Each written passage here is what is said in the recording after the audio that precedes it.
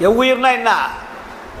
உலகில் உள்ள அத்தனை உயிர்களும், தாவரங்கள் முதல் மனிதர்கள் வரையில். புரியுதுங்களா? எத்துணையும் பேதமுறாது எவ்வுயிரும் தம்முயிர் போல் எண்ணி எங்கம்மா உள்ளே ஒத்து உரிமை உடையவரார் யாவர். யார்? அவர் உலம்தான் சுத்த சித்துருவாய் எம்பெருமான் நடம்புரியும் இடம் என நான் தெரிந்தேன். அப்படி யாராவது இருந்தா சொல். அந்த வித்தகர்தம் அடிக்கவல் பெற்றிடையன் சிந்தை மிக விளைந்த. அவன் காலை தொட்டு நான் வணங்குறேன்ட்டார். அவன் தான் கடவுள்.